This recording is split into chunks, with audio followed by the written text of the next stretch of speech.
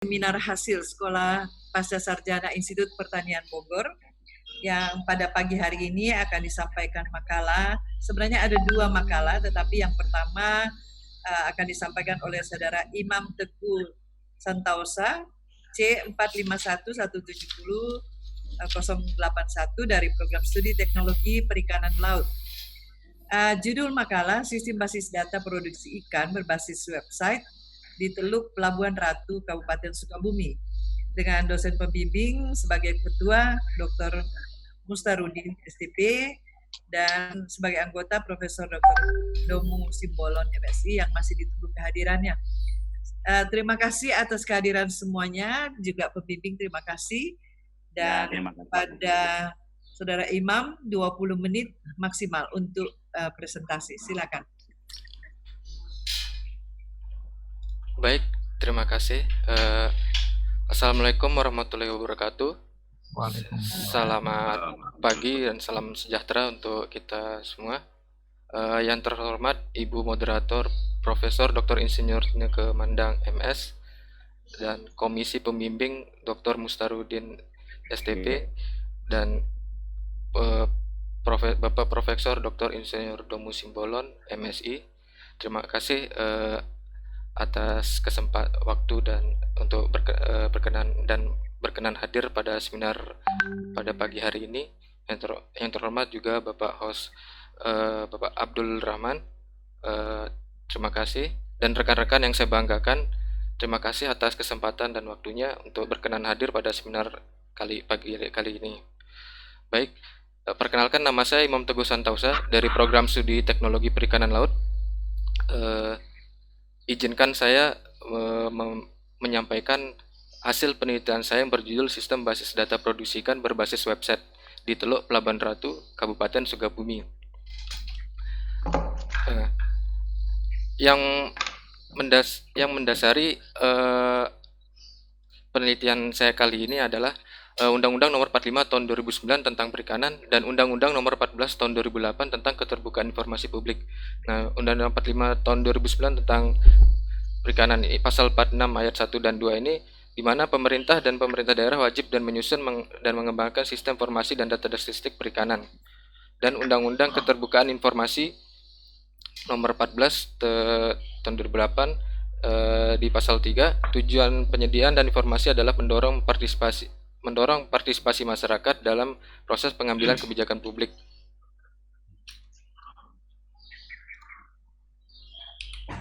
Nah, sejatinya pemerintah pusat telah menyadari akan pentingnya sistem informasi perikanan, di mana pemerintah pusat mempunyai sistem informasi dengan yang nama Pusat Informasi Pelabuhan Perikanan atau disingkat PIPP. Nah, sistem informasi ini tidak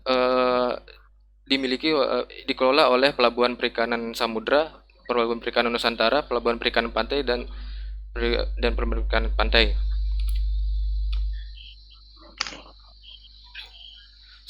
Sistem informasi tersebut tidak mencakup pangkalan pendaratan ikan PPI, di mana PPI ini paling besar jumlahnya di wilayah pengelolaan perikanan Indonesia sebesar 80,8%. Dibandingkan dengan pelabuhan lain, PPS hanya 2%, 7 PPS, nah Pelabuhan Perikanan Nusantara hanya 18%, dan Perikanan Pantai 11,8 dan 40 PPP. Nah, akibatnya apa yang terjadi? Nah, akan menghambat akses data dan informasi terkait sumber daya ikan dan produksinya karena tidak tersedia secara daring atau secara online. Kemudian, pemerintah pusat juga telah mengeluarkan peta perakiraan daerah penangkapan ikan di wilayah Teluk Pelabuhan Ratu. Nah, dengan yang dikeluarkan oleh Balai Riset dan Observasi Laut. Dan kemudian PPD peta ini hanya menjelaskan kecepatan angin, tinggi gelombang dan hasil analisa citra satelit. Sedangkan menurut padahal berdasarkan survei pendahuluan yang saya telah lakukan pada saat awal penelitian, peta ini tidak spesifik karena variabel yang digunakan untuk daerah penangkapan tidak dijelaskan apakah menggunakan suhu atau klorofil. Nah, akibatnya tidak banyak membantu nelayan dalam melakukan penangkapan ikan di Teluk Pelabuhan Ratu. Nah, menurut Simbolon 2010, jika nelayan mengetahui informasi daerah penangkapan ikan potensial, usaha penangkapan ikan menjadi efisien dalam konsumsi bahan bakar tenaga, waktu, dan operasi penangkapan ikan dan mencari schooling ikan.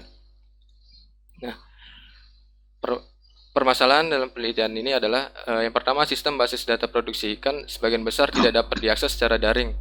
Hal ini akan menghambat akses data dan informasi terkait sumber daya ikan menjadi tidak efisien. Yang kedua, sistem informasi yang diperlukan selain membuat data dan informasi produksi ikan juga perlu membuat prediksi daerah penangkapan ikan potensial. Kemudian tujuan pertama adalah menyusun sistem basis data produksi ikan berbasis website di pangkalan pendaratan ikan yang dikelola oleh Dinas Kelautan Perikanan Kabupaten Sukabumi. Yang kedua, merumuskan menu daerah penangkapan ikan potensial pada sistem basis data produksi ikan berbasis website yang dikelola oleh Dinas Kelautan Perikanan Kabupaten Sukabumi.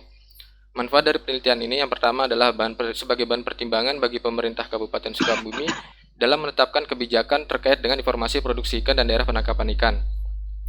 Yang kedua, kajian awal bagi peneliti dan investor untuk mengetahui kondisi perikanan di Teluk Pelabuhan Ratu. Yang ketiga, contoh sistem informasi berbasis website yang lengkap dan informatif bagi pelabuhan perikanan di Indonesia.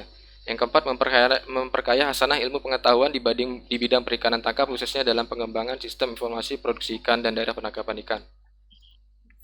Nah, adapun kerangka pemikiran pada penelitian ini berangkat dari potensi yang ada. Yang pertama, pelabuhan perikanan samudra, pelabuhan perikanan Nusantara, perikanan dan perikanan pantai memiliki sistem informasi pengelolaan sumber daya ikan berbasis website dengan nama PIBP. Yang kedua adalah pemerintah memiliki sistem informasi daerah penangkapan ikan bernama peta perakiraan daerah penangkapan ikan yang dikeluarkan oleh BROL. Nah, permasalahan pertamanya adapun permasalahan yang dilihat dari potensi yang ada, yang pertama adalah PIBP tidak mencakup PPI. Nah, yang kedua adalah sistem informasi DPI tidak spesifik. Sehingga tujuan pada penelitian ini adalah menyusun sistem basis data produksi ikan, dan yang kedua adalah merumuskan menu DPI potensial. Kemudian untuk mendukung tujuan tersebut dibutuhkan suatu data di mana data produksi ikan, data suhu, data ukuran ikan, dan dari data tersebut dilakukan analisa, yaitu analisa ikan ekonomis penting, evaluasi dan eksplorasi daerah penangkapan ikan. Nah, dari analisa tersebut terbentuklah beberapa menu. Yang pertama, menu produksi per bulan, menu produksi per tahun, menu logbook harian, dan menu DPI potensial, sehingga didapatkan sistem basis data produksi ikan berbasis website di Teluk Pelabuhan Ratu. Kemudian lokasi penelitian ini dilaksanakan di Teluk Pelabuhan Ratu yang berada di 4 lokasi. Yang pertama adalah PPI Cisolok, PPI Cibaru, PPI Ujung Genteng, dan PPI Minajaya, di mana alasan pemilihan keempat ini adalah sebagai pusat pendaratan ikan yang paling intensif di Teluk Pelabuhan Ratu dan dianggap sebagai sentra produksi utama di Teluk Pelabuhan Ratu. Yang kedua adalah lebih representatif untuk menggambarkan kondisi Teluk Pelabuhan Ratu. Kemudian untuk pengumpulan data, untuk tujuan 1 dan kedua jenis data yang digunakan adalah data sekunder. Nah, variabel pertama yang digunakan untuk tujuan 1 adalah jumlah produksi ikan, jumlah trip, CPUE, jumlah kapal, jumlah alat tangkap, dan jenis ikan. Sumber data berasal dari 4 PPI, dan analisa yang digunakan adalah menggunakan analisa diagram, data flow diagram, dan analisa prototyping. Nah, untuk jenis data yang tujuan kedua adalah data sekunder, di mana variabel digunakan adalah suhu permukaan laut. Sumber datanya adalah NASA Ocean Color. Nah, kemudian analisa yang digunakan adalah analisa data citra Aqua Modis. Kemudian adapun data flow diagram ini adalah pemodelan yang menjelaskan suatu sistem dalam bentuk diagram, di mana DFD level 0 ini menjelaskan gambaran secara umum input dan output dari sistem basis data produksi ikan. Kemudian untuk DFD level 1 ini menjelaskan uraian dari sistem basis data, kemudian memiliki 8 proses dan 2 dekomposisi atau uraian. Nah, kemudian di DFD level 2 proses 1 yaitu uraian pertama, yaitu pendataan produksi dan menggambarkan arus data dari produksi, pendataan pada produksi. Kemudian DFD level 2 proses 2 ini menjelaskan arus data yang terjadi dalam pembentukan DPI potensial, di mana data yang dibutuhkan itu ada CPWE, SPL, dan panjang ikan. Kemudian analisa data yang digunakan, yang pertama metode prototyping, yaitu bertujuan untuk memahami pengguna dalam mengembangkan perangkat lunak sehingga dapat dijadikan dasar dalam melakukan pengembangan. Kemudian analisa zona potensial penangkapan ikan, di mana parameter yang digunakan adalah produktivitas tangkapan, disebut juga catch per unit effort. Yang kedua ukuran ikan, suhu permukaan laut. Kemudian setelah menentukan parameter yang digunakan, kemudian menentukan nilai total setiap DPI, daerah penangkapan ikan. Yang kedua, menentukan selang interval kelas. Nanti saya akan menjelaskan bagaimana perhitungan ini. Nah, setelah menentukan selang interval kelas ini, didapatkan potensial nilai potensialnya. Jika 1,6 sampai 2 daerah tersebut potensial. Jika 1 sampai 1,5 daerah penangkapan kurang potensial. Kemudian untuk hasil dan pembahasan, pertama di sini saya akan menjelaskan analisa kebutuhan sistem, di mana kebutuhan ini memiliki peran vital dalam pengembangan sistem. Yang pertama, tahapan analisis kebutuhan sistem direncanakan sebaik mungkin agar kebutuhan diinginkan pengguna sesuai yang diharapkan. Nah, menurut Melinda et al. 2017, analisa kebutuhan dibagi menjadi dua, yaitu analisa kebutuhan fungsional, dan kedua analisa kebutuhan non fungsional. Nah, analisa kebutuhan fungsional ini menjelaskan sistem yang diharapkan dari pengguna. Yang pertama, sebagai contoh, Dinas Kelautan Perikanan memiliki kebutuhan fungsional, bisa melakukan login untuk menambah, merubah, menghapus, dan mengakses data produksi. Kemudian analisa kebutuhan non fungsional di sini menggambarkan kebutuhan dari infrastruktur agar terciptanya sistem basis data produksi ikan berbasis website. Sebagai contoh, operator website setiap PPI di setiap pelabuhan mampu mengoperasikan komputer, laptop, dan kedua mampu mengoperasikan perangkat lunak aplikasi seperti Word, Excel, dan PowerPoint. Yang ketiga adalah memiliki pengetahuan tentang berkomunikasi secara elektronik. Kemudian di sini adalah rancangan sistem basis data di website ini, terdiri dari beberapa tabel. Yang pertama dari tabel ikan Sukabumi, tabel produksi ikan, terus tabel logbook, dan tabel daerah penangkapan ikan. Kemudian data admin atau data username. Nah, sekarang izinkan saya untuk melakukan demonstrasi dari sistem informasi yang telah kami buat, yang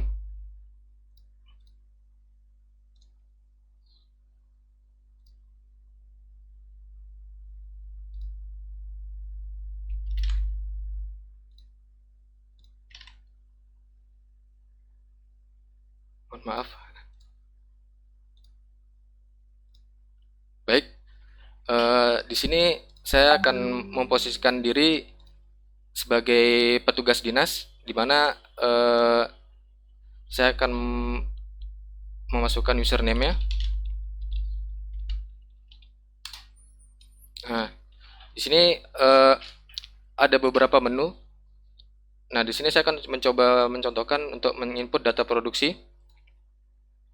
Bagi contoh, pada bulan Juli 2019 sebagai contoh. Kemudian, nah ini adalah jenis ikan yang sudah ada di dalam database. Bagi contoh ikan cakalang. Kemudian kita masukkan produksi di produksi ikannya di setiap PPI.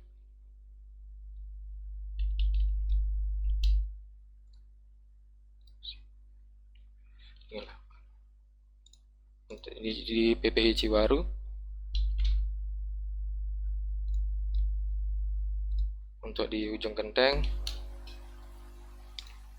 ini produksinya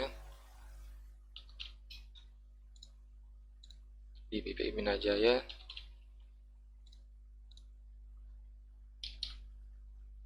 Nah, jika sudah terisi semua, tinggal kita klik simpan. Nah, di sini kita apabila sudah berhasil disimpan ada notifikasi.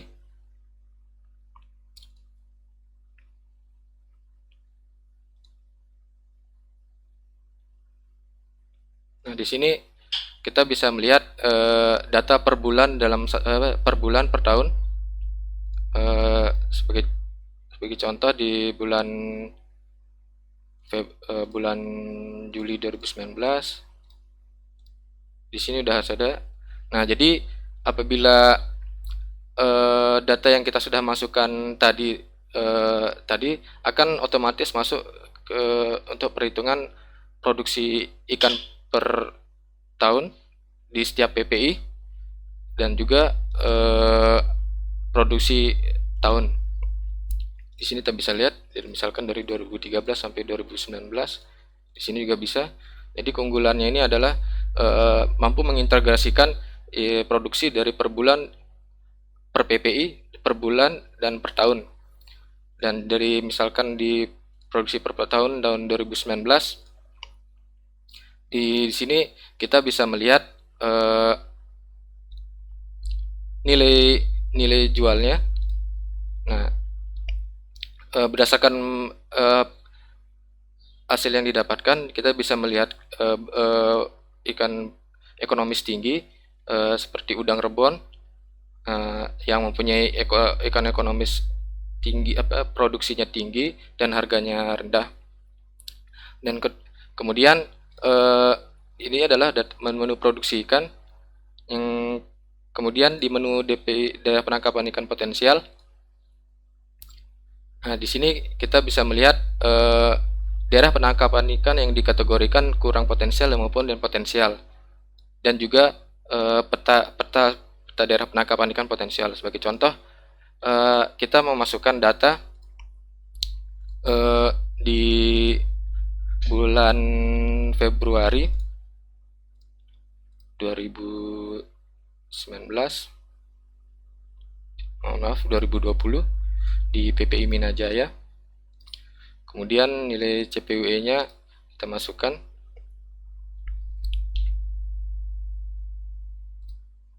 Ini ukuran ikannya, nilai suhunya.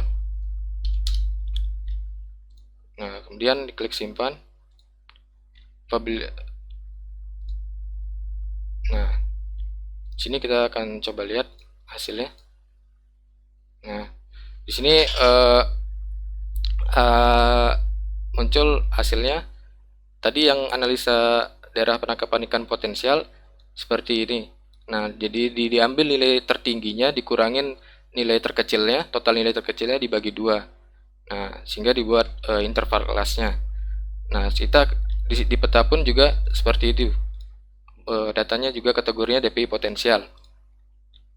Kemudian untuk saya akan mensimulasikan kalau ini dirubah. Sebagai contoh, saya merubah ukuran ikannya, kemudian suhunya,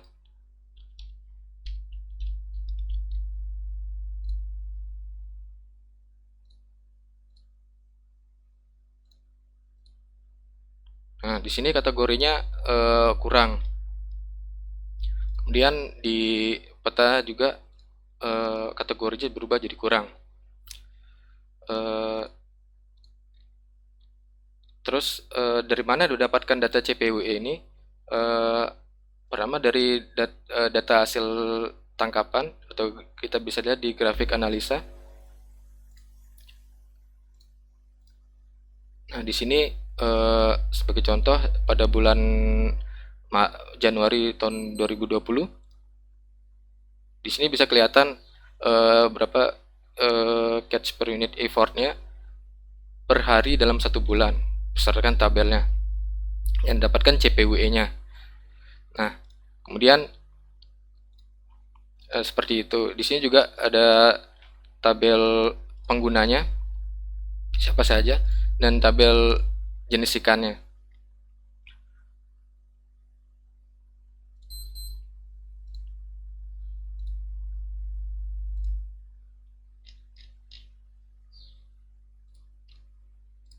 Kemudian masuk ke kesimpulan. Kesimpulan pertama dalam penelitian ini adalah sistem basis data produksi ikan berbasis website dapat memberikan data maupun informasi terkait ikan ekonomis penting yang ada di Teluk Pelabuhan Ratu dan terjaminnya ketersediaan ikan di setiap PPI di Teluk Pelabuhan Ratu.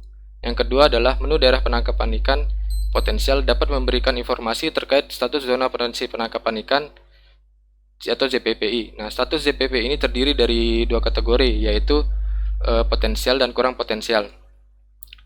Saran dari penelitian ini adalah Dinas Kelautan dan Perikanan Kabupaten Sukabumi perlu memberikan fasilitas teknologi informasi dan komunikasi di setiap pangkalan pendaratan ikan yang ada di Teluk Pelabuhan Ratu. Fasilitas yang diberikan berupa komputer atau laptop dan infrastruktur jaringan internet bagi pengelola PPI untuk evaluasi catatan hasil tangkapan di Teluk Pelabuhan Ratu. Baik, terima kasih. Terima kasih. Dan sekian pemaparan hasil penelitian kami. Mohon maaf apabila terdapat kekurangan. Selanjutnya saya serahkan kepada Ibu Moderator. Assalamualaikum warahmatullahi wabarakatuh. Baik, sebelum saya buka sesi tanya jawab, saya sampaikan bahwa Saudara Imam Teguh Santosa menyelesaikan S1 tahun 2014 dari Universitas Brawijaya, dan pekerjaannya mungkin sekarang masih ya, web programming, sistem informasi pelabuhan perikanan Jatim, kemudian juga web designer tour and travel, berang-berang trip. Wah, ini memang kelihatannya passionnya di situ ya. Ya.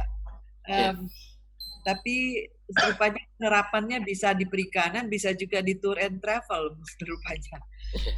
Ya, menarik sekali karena apa yang kita dengarkan tadi atau lihat paparan tadi, sistem basis data ini bisa sampai ujungnya menentukan harga, ya, harga, dan ini luar biasa menarik, dan mestinya kalau ini sudah bisa digunakan maka fluktuasi harga tidak akan terlalu signifikan ya terjadi di sepanjang tahun. Tapi kita akan lihat nanti dalam diskusi, barangkali juga ada tanggapan yang lain dari audiens. Dan kami buka sesi tanya jawab, 3 penanya untuk termin pertama. Silakan sebutkan nama dan juga program studi. Mas Imam, tolong keluar dulu dari share screen-nya. Baik, Ibu. Ya. Oke. Dan nanti yang akan bertanya silakan melambaikan tangan saja supaya saya bisa lihat. Yang pertama, ini Zainal ya? Ya, Bu. Zainal, oke, Zainal. Kemudian yang kedua, siapa lagi? Ini forum belajar, jadi siapapun bisa bertanya dan pertanyaan bisa apa saja, yang penting terkait dengan topik yang disajikan. Yang lain silakan. Rianto. Ya, Bu. Ya. Satu lagi untuk termin ini. Selamat bergabung Pak Domu, sudah hadir. Ya, terima kasih atas kehadirannya. Satu lagi untuk termin ini silakan. Oke, kalau belum ada silakan Zainal. Baik, Bu. Terima kasih atas kesempatan yang diberikan. Pertama, saya ucapkan selamat kepada Mas Imam. Semoga tahap-tahap berikutnya menjadi lancar juga. Penelitian ini cukup menarik, seperti yang disampaikan tadi oleh Bu Moderator bahwa bisa sampai menentukan harga. Nah, dan juga yang menarik bisa memunculkan sampai ke DPI. Tapi tadi saya lihat ketika di simulasi, ternyata penyebutan DPI dengan yang disimulasikan itu adalah landing base sebenarnya, bukan DPI, karena di situ menunjuk PPI, bukan menunjuk daerah penangkapan ikan. Gimana ini? Tolong dijelaskan. Bisa jadi semua pada waktu yang sama, di musim yang sama, nelayan itu rame-rame menangkap di DPI yang sama di Teluk Pelabuhan Ratu, tapi ketika pulang mereka masing-masing terbagi, ada yang ke PPI Minajaya misalnya, terus yang satunya lagi. Nah, tapi di simulasi itu tadi saya lihat semuanya tertuju hanya atau titiknya hanya di PPI yang bersangkutan, bukan DPI yang sebenarnya. Terima kasih. Baik, ya nanti dijawab sekaligus. Oh ya. Rianto, silakan.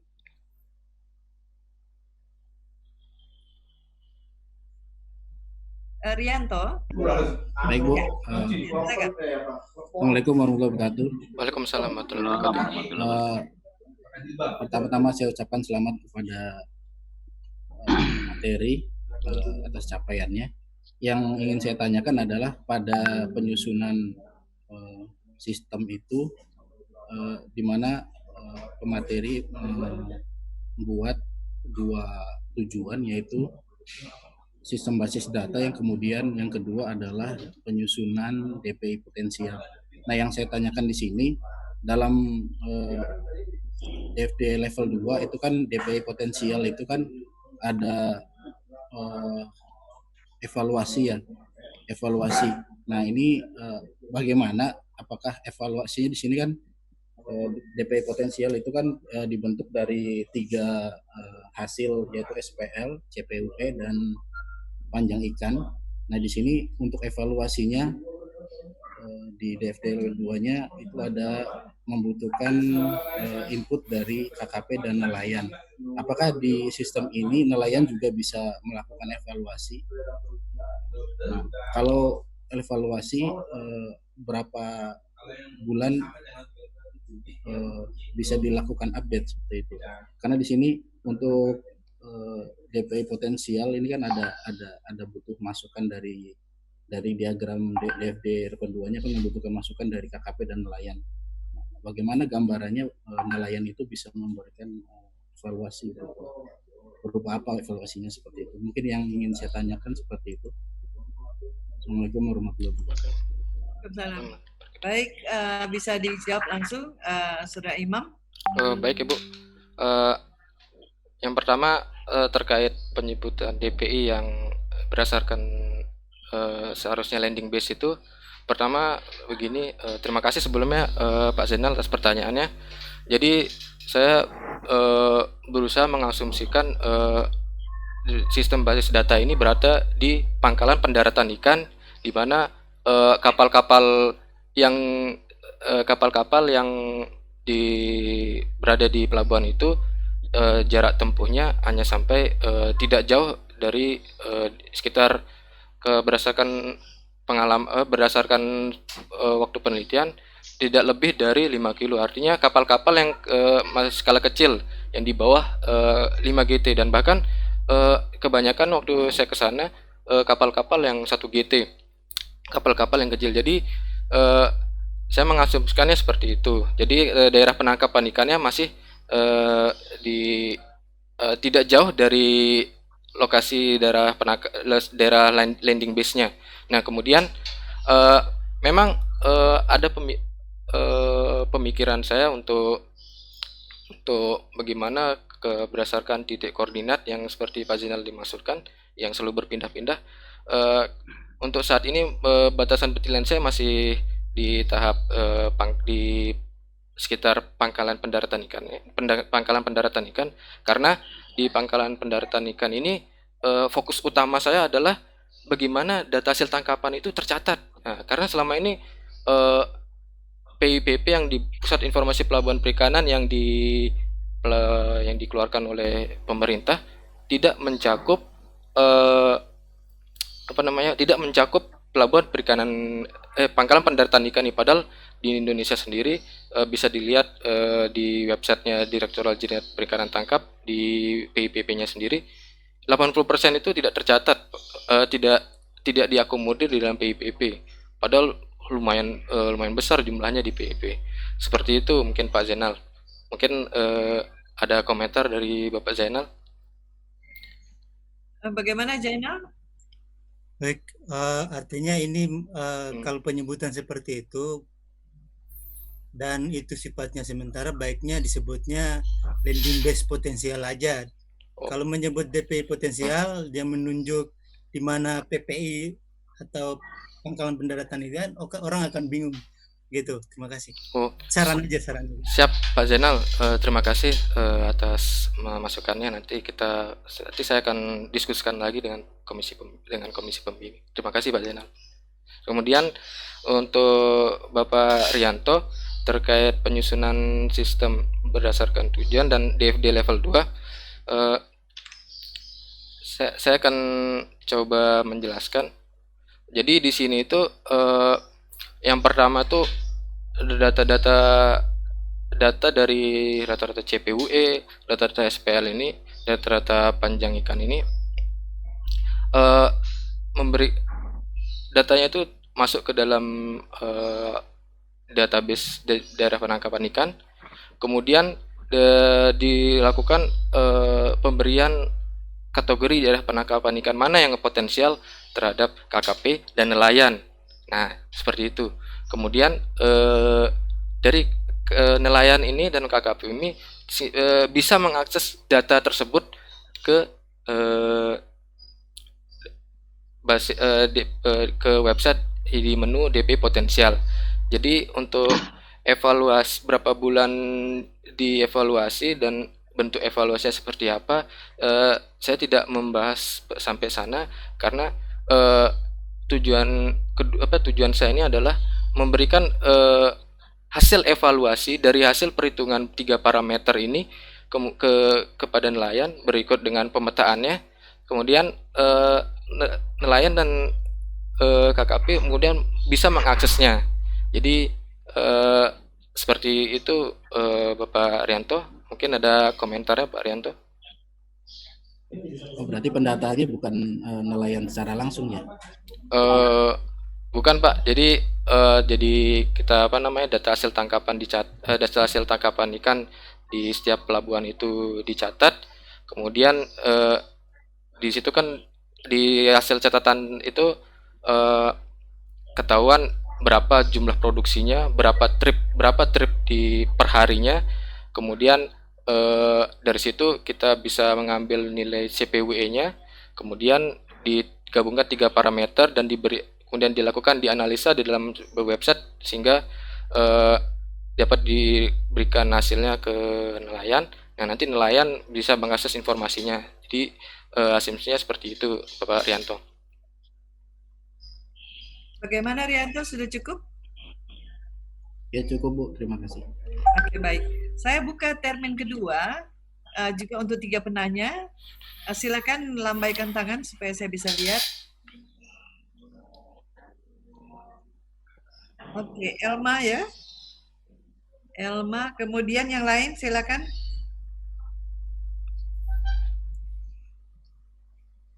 Oke, kalau belum ada, ini karena forum belajar sebetulnya, dan ini mata kuliah, maka saya akan meminta audiens untuk mengajukan pertanyaan, ya. Jadi siapkan pertanyaan. Di sini ada Filian. Filian ada di sana?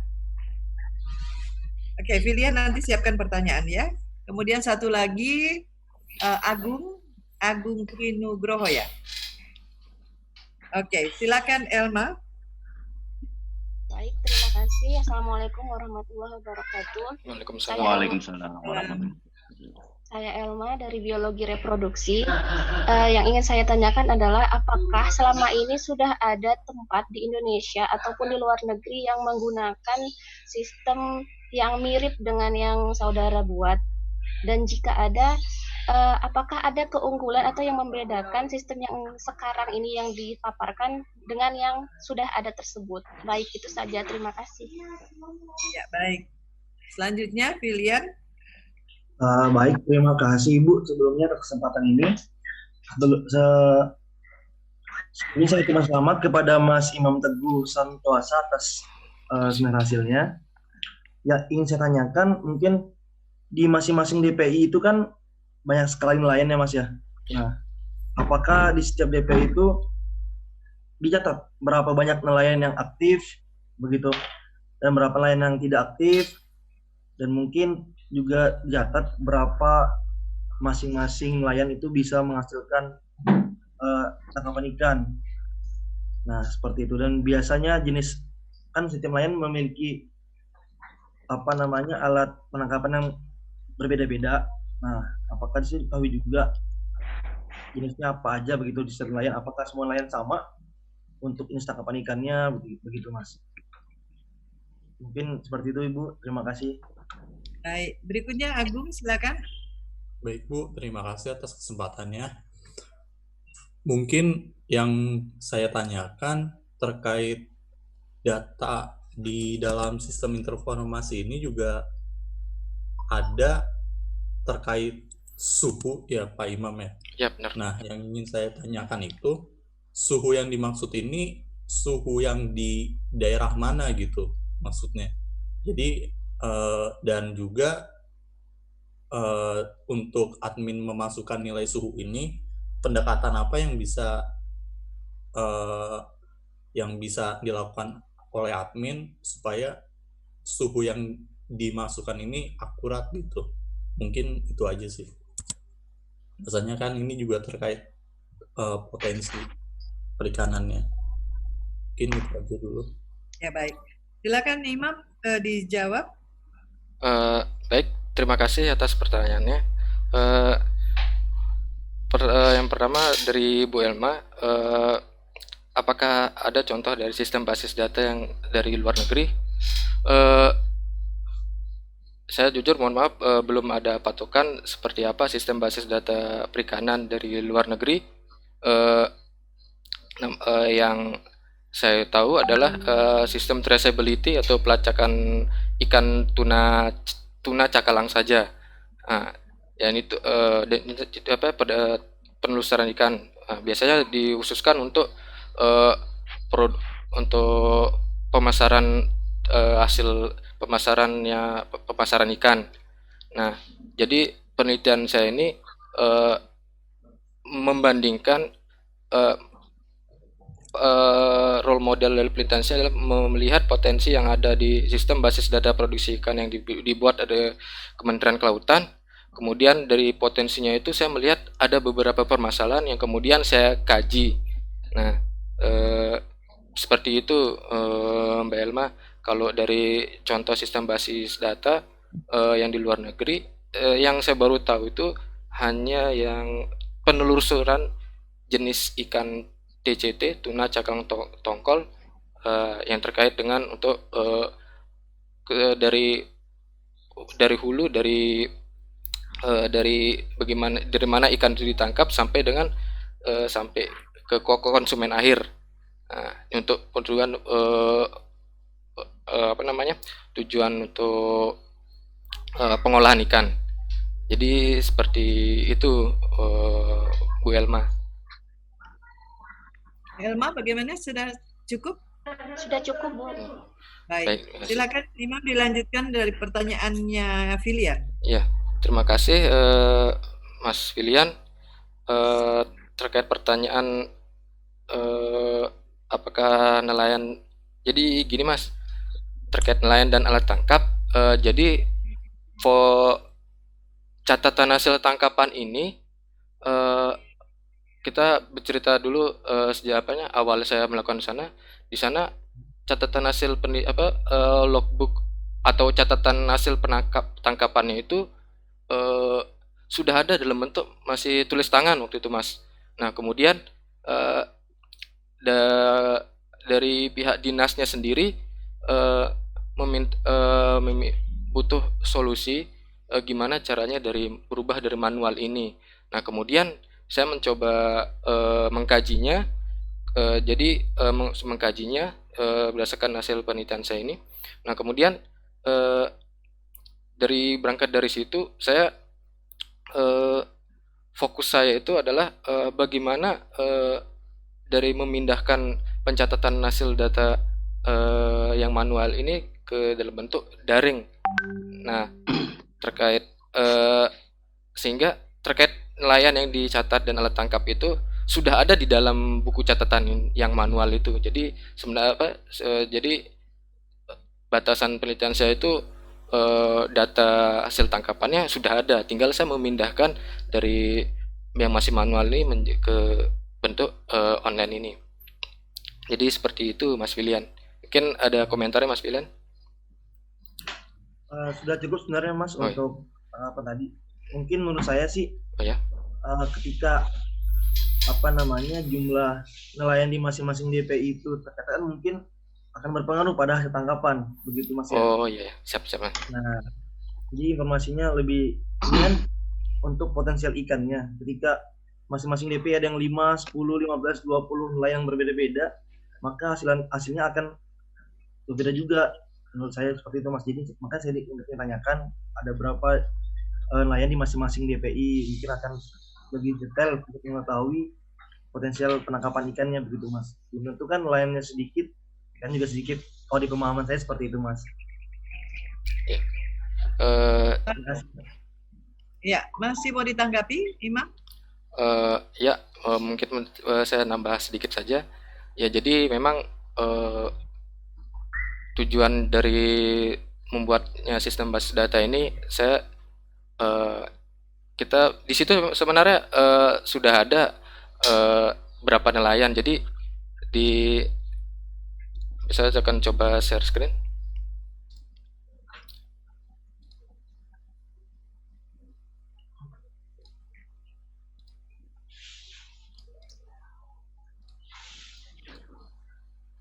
Nah, di sini kelihatan cuma saya nama nelayannya sudah nggak ditampilkan, tapi ada di dalam database.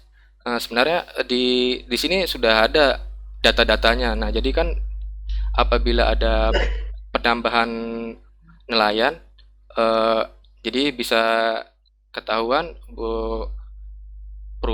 ya, memang bahkan berpengaruh terhadap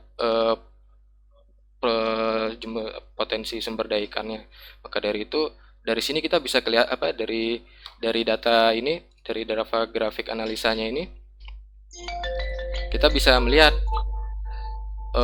ternyata sebagai contoh, ternyata trendnya semakin meningkat, produktivitasnya artinya semakin meningkat, berarti ada mengarah ke penangkapan ikan secara besar-besaran yang mengarah stok ikan akan menurun. Nah, jadi itu berdasarkan based on data, pemerintah pusat daerah dapat mengambil kebijakan, Mas. Dapat kebijakan apakah bisa kebijakan mengurangi aktivitas penangkapan ikan untuk beberapa bulan sehingga pemulihan ikan itu dapat terjadi. Jadi saya bisa menjawabnya seperti saya bisa mencoba menanggapinya seperti itu, Mas Filan. Ya, saya kira cukup ya. Jadi karena masih ada penanya yang lain, Oh, silakan. Untuk ke Mas Agung. Tolong share screen-nya di stop dulu. Ya, baik, Ibu. Terkait suhu di daerah mana? Suhu yang saya ini berada dari Teluk Pelabuhan Ratu. Nah, kemudian pendekatan apa saja yang jadi berdasarkan kebutuhan non fungsional ini, nelayan petugas dinas mempunyai hak untuk menambahkan dan merubah data suhu ini. Nah, terkait kalau nelayan maupun masyarakat umum lain tidak bisa menghapus atau merubah data suhu ini. Jadi data suhu ini belum hanya bisa diakses oleh dinas. Mungkin ada yang kurang dari penyampaian saya, Mas Agung? Nah, untuk adminnya sendiri, untuk dalam bayangan Masnya ini, ketika adminnya ini memasukkan data suhunya sendiri ini didapat dari mana gitu, Mas? Oh, baik. Untuk keakuratan data. Oh, baik. Jadi saya mengambil datanya itu dari citra data satelit. Kemudian saya mengolah lagi di platform yang berbeda di ArcGIS. Maaf, saya cropping dulu areanya lewat SIDAS. Kemudian untuk mengambil data ancillary-nya, data-data suhu di di area yang saya cropping itu dilakukan di ArcGIS, Mas. Nah, kemudian dari data hasil ancillary-nya itu data-data suhu di setiap titik itu saya masukkan ke dalam basis data yang atau website yang saya buat itu, Mas. Seperti itu. Jadi untuk saat ini mungkin belum ada, saat ini saya belum mengetahui cara bagaimana mengambil data, mengolahnya dari website itu, programnya seperti apa. Jadi tanpa memerlukan platform yang berbeda, itu masih belum ketemu saya caranya. Mungkin saya seperti itu, Mas Agung. Nah, ya baik, cukup. Oke. Iya, ini kebetulan sudah ditanyakan Mas Agung ya. Saya sebetulnya juga membuat catatan untuk suhu ini. Sebetulnya pengukuran suhu ini kan katanya suhu permukaan ya. Iya, benar, Ibu. Ya, Imam ya. Iya. Suhu permukaan. Kaitannya dengan apa ini? Artinya ini kan kita mau lihat produksi. Nah, kaitannya apa ini dengan suhu ini sebetulnya? Baik, Bu. Terkait dengan ini, Bu, sebenarnya ini untuk mengakomodir tujuan kedua, Bu. Nah, jadi kan untuk tujuan kedua saya itu adalah merumuskan menu daerah penangkapan ikan potensial. Nah, di mana untuk menemukan daerah penangkapan ikan potensial, menurut simbol, kebetulan beliau dosen pembimbing saya, ada beberapa parameter. Nah, yang kemudian saya mengambil parameter produktivitas hasil tangkapan. Yang kedua adalah suhu dan panjang ikan. Nah, ini sifatnya, Bu, tidak ada ketetapan harus 3 ini, Bu. Nah, ada beberapa parameter yang bisa digunakan. Namun saya mengutamakan ukuran ikannya dulu, Bu, karena kan ukuran ikan layak tangkap ini sangat penting untuk keberlangsungan sumber daya ikannya. Kemudian untuk suhunya itu, karena ini akan berpengaruh terhadap daerah penangkapan ikan, karena kan ikan ini mempunyai suhu optimum di setiap perairannya, Bu. Nah, jadi dari ketiga variabel itu saya mencoba kombinasikan dari studi literatur, kemudian dapat dijadikan kategori zona penangkapan ikan potensial, seperti itu, Bu. Oke, jadi sebenarnya kaitannya produksi untuk semua ikan atau untuk jenis-jenis tertentu suhu ini? Untuk per jenis ikan, Bu. Nah, jadi jenis ikan. Iya. Ya, per jenis nah, ikan yang DPI ini saya ambil contoh ikan layur, Bu. Yang pertama, kenapa ikan layur? Karena paling banyak hasil tangkapannya di daerah di Teluk Pelabuhan Ratu. Kemudian dilihat lagi, Bu, ikan layur ini ditangkap menggunakan alat tangkap apa. Nah, berdasarkan studi pendahuluan saya waktu itu, Bu, saya menanyakan nelayannya langsung, paling banyak kita menangkap utamanya itu ikan layur, Bu. Seperti itu, Bu. Baik. Ya, satu penanya lagi, saya berikan kesempatan pada audiens karena waktu juga sudah terbatas. Kalau masih ada, silakan. Iya, ini ada Mufihatul ya, Mufihatul. Ya, silakan mengajukan pertanyaan.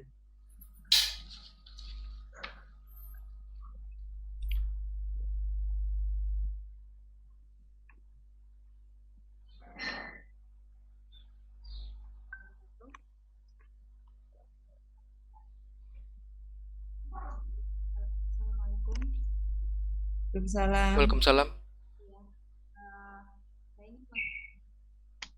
Suaranya kurang keras ya, coba di suaranya.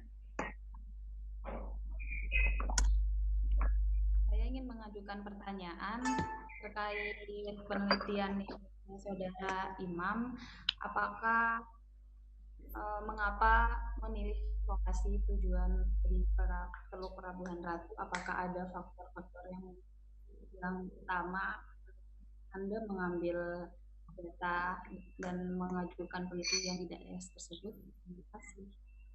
Ya, silakan langsung dijawab saja Pak Saudara Imam. Baik, terima kasih Mbak Muflatul. Saya akan menjawab di sini. Pertama, kenapa di Teluk Pelabuhan Ratu? Karena di Teluk Pelabuhan Ratu ini merupakan pusat pendaratan ikan yang paling besar dan intensif dan dianggap sebagai produksi utama di Pelabuhan Ratu. Dan juga ini berdasarkan studi literatur dari Anwar Bepane, beberapa pelabuhan di pangkalan pendaratan ikan di setiap PPI di Teluk Pelabuhan Ratu ini mempunyai peran penting, yaitu apabila produksi ikan di pelabuhan, di sana juga terdapat pelabuhan perikanan Nusantara. Nah, apabila pelabuhan perikanan Nusantara yang paling besar mengalami produksi ikan, salah satu contohnya produksi ikan layurnya berkurang, maka pelabuhan perikanan Nusantara ini mengambil ikan-ikan yang ada di setiap PPI ini untuk kebutuhan ekspor dan pengolahan. Jadi seperti itu. Kemudian dan juga di Jawa Barat ini paling banyak jumlah PPI-nya. Saya masih di catatan saya itu ada sekitar 15 PPI yang ada di Teluk Pelabuhan Ratu yang berdasarkan peta itu lebih yang tercatat, yang masih ada catatannya itu ada 15, dan yang belum ada catatan hasil tangkapannya, belum ada tugasnya itu lebih dari 15 seperti itu. Jadi fokus saya ini sudah 4 saja karena lebih representatif untuk menggambarkan kondisi Teluk Pelabuhan Ratu. Seperti itu Mbak Mufliatul. Ya, saya kira kita sudahi diskusi karena masih ada juga nanti tanggapan atau tambahan penjelasan dari pembimbing. Kami persilakan mungkin secara singkat saja karena waktu kita tinggal 6 menit. Silakan siapa dulu nih? Pak Domu juga ada di sini. Pak Mustarudin ada. Ada Bu, boleh Bu. Ya, silakan. Ya, baik. Baik, terima kasih. Assalamualaikum warahmatullahi wabarakatuh.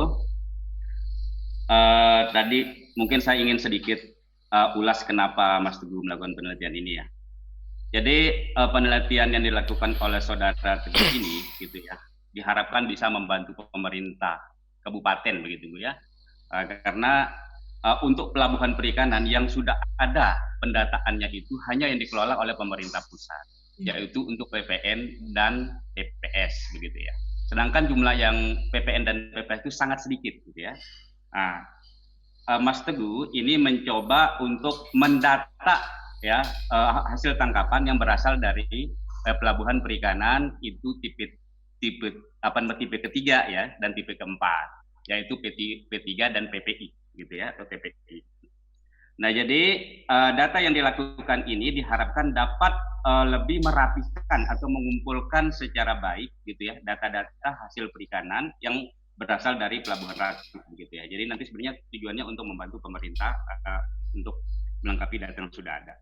Nah, kemudian yang berikutnya juga ini ada nilai plus sebenarnya, yaitu Mas Teguh ini bisa menentukan DPI yang potensial. Walaupun tadi yang disorot sebenarnya fishing base-nya ya. Saya kira nanti mungkin Mas Teguh kalau ada koordinat ya itu bisa dilihat koordinatnya. Kemudian saya kira itu bisa nanti menentukan secara langsung saja kepada DPI-nya gitu ya, bukan kepada fishing base. Tapi kalau seandainya tidak ada koordinat, informasi koordinat, saya kira di bagian sekaligus ini menjawab ya, di bagian yang yang dikatakan kurang di PPI-nya tadi dikasih saja informasinya, DPI-nya mana ya. Saya kira itu. Nah, kemudian yang berikutnya tadi ada sedikit pertanyaan juga dari Mas Rianto ya tentang peran nelayan.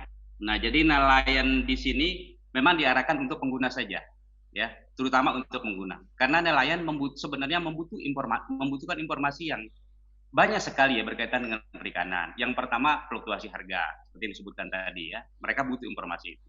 Yang kedua, di mana bisa menangkap ikan secara efektif, secara dengan hasil yang maksimal. Ya, berarti mereka butuh informasi tentang DPI. Nah, kemudian yang berikutnya berkaitan dengan apakah sudah dikembangkan di negara lain, ya saya kira sih mungkin beberapa negara sebenarnya sudah melakukan ya. Salah satu yang terkenal di Norwegia. Nah, cuman kalau di negara lain, terutama di Eropa, itu biasanya pendaratannya dilakukan di pelabuhan perikanan yang besar. Ya, tidak seperti kita tradisionalnya banyak begitu ya. Jadi datanya itu biasanya itu sudah rapi. Gitu. Dan Mas Teguh berusaha untuk mengumpulkan informasi dari yang tradisional ini, sehingga data perikanan kita itu terkoreksi dengan baik. Nah, kemudian yang berikutnya tadi apa namanya ya? Kenapa misalnya Pelabuhan Ratu ini dipilih? Karena memang dari segi di samping jumlah PPI-nya banyak, juga memang secara akses dia agak susah. Berbeda dengan wilayah Indonesia wilayah Jawa bagian utara misalnya begitu ya. Sedangkan produksi perikanan di Pelabuhan Ratu atau Jawa Barat itu banyak sekali begitu di pantai utara dan pantai selatan, dan ini diharapkan bisa membantu menghasilkan data yang lebih baik dari wilayah itu. Saya kira itu Bu dari saya Bu, terima kasih. Ya, terima kasih Pak. Ya, Pak Domo ada yang mau ditambahkan? Silakan secara singkat. Masih di mute Pak.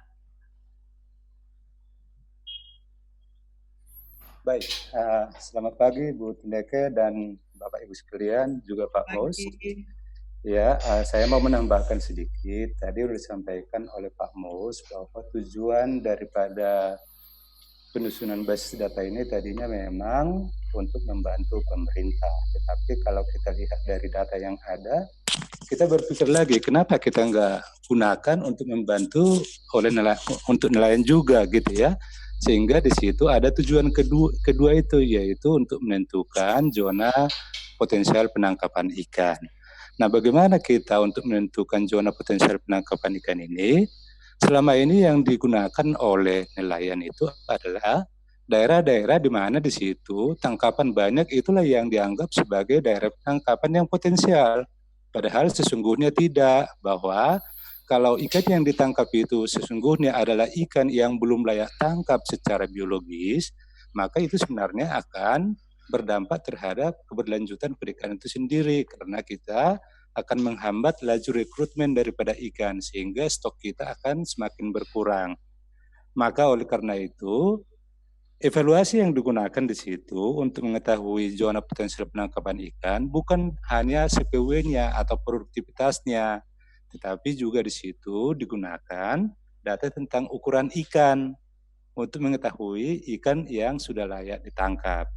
Nah, kebetulan data tentang ukuran ikan ini sekarang sebenarnya udah bisa mudah diperoleh oleh admin yang disampaikan tadi ya, karena nelayan-nelayan itu sekarang ini udah diwajibkan untuk mengisi logbook yang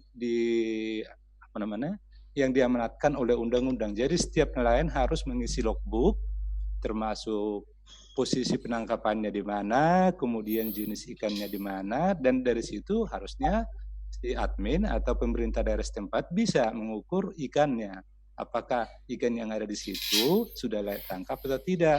Tinggal nanti dimasukkan ke sistem yang disusun oleh saudara Teguh. Nah, itu satu hal. Terus yang kedua, kita juga sebenarnya sudah mudah sekarang untuk mendapatkan data lingkungan seperti tadi yang ditanyakan oleh Bu Tindeke, seperti suhu, salinitas, arus, kesuburan perairan, dan seterusnya. Itu datanya sekarang sudah mudah kita peroleh. Tapi di dalam penelitian ini hanya terbatas diambil pada suhu. Karena itu tadi, karena saudara Teguh ini juga udah harus lulus cepat-cepat, maka udahlah itu aja dulu.